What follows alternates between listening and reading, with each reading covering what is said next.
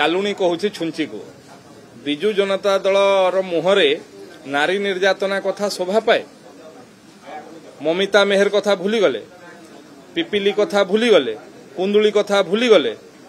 ए सबु कथा एबे गोटे गोटे करी कहले इतिहास मु तो सीधा सीधा आमे आह्वान जनाऊँ कौन सी विषय ही था, नारी निर्यातना विषय हो, जो सार कथा कहते सार विषय हो, पंचायती राज आलोचना को आसतु। ओडिशार लोके निर्वाचित करिसंती आपण को गृह भितर आलोचना करिया पई। आमे प्रस्तुत छु आलोचना करिया पई। एठी आपण पलायनपंथी साजिछंती, आलोचना को आसुनाहंती। देखंतु भारतीय जनता पार्टी रो सरकार जोटा मोहन माझींकर नेतृत्व रे ओडिशा रे लोकंकर सेवा पई समर्पित हेछि सरकार। आमे दायित्व नबा परदिन ठु ही एठी कहिथिलु जे आमे दुर्नीति प्रति,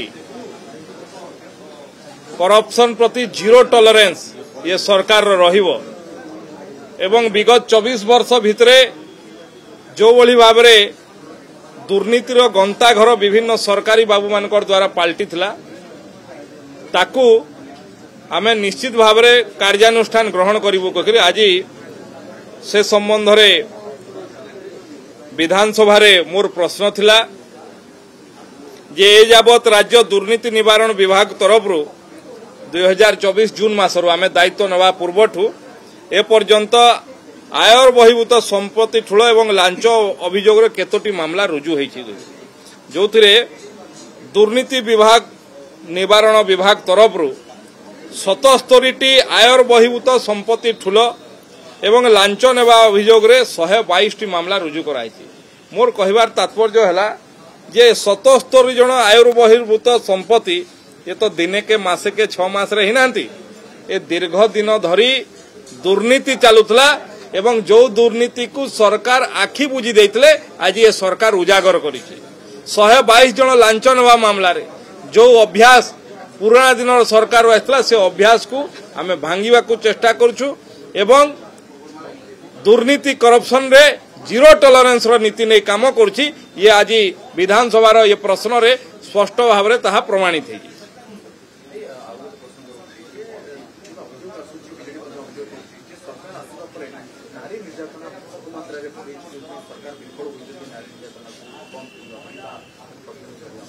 मु पुणी थरे कहबी चालुणी कहूँ छुंची को विजु जनता दल मुहरे नारी निर्यातना कथा शोभा पाए। ममिता मेहर कथा भूली गले, पिपिली कथा भूली गले, कुंदुली कथा भूली गले। ए सबु कथा एबे गोटे गोटे करी कहले इतिहास मु तो सीधा सीधा आमे आह्वान जनाऊँ कौन सी विषय ही था, नारी निर्यातना विषय हो, जो सार कथा कहते सार विषय हो, पंचायती राज आलोचना को आसतु। ओडिशार लोके निर्वाचित करिसंती आपण को गृह भितर आलोचना करिया पई। आमे प्रस्तुत छु आलोचना करिया पई। एठी आपण पलायनपंथी साजिछंती, आलोचना को आसुनाहंती, प्रश्न काल को बंद करूछंती। ओडिशार लोक कोथि पई आपण मान को निर्वाचित करछंती, जो टिके केते बंचिछंती आपण माने कोथि पई को आधार रे अछंती। लोके एठी पठैछंती तांकर स्वार्थ संबलित प्रश्न रो समाधान पई, आलोचना पई, आलोचना करिक रास्ता बाहर करिया पई। एठी विरोधी दल आलोचना रो विरोध रहउछि।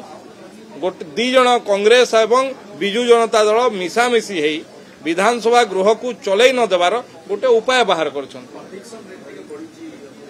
निश्चित भाव रे ये सरकार रे कोनोसी घटना हो, गोटे संवेदनशील सरकार सबु घटना को गुरुतर सहित नहीं तार अंतिम पर्याय पर्यंत निर्णायक मोड़ पर्यंत पहुंचेबार सरकार।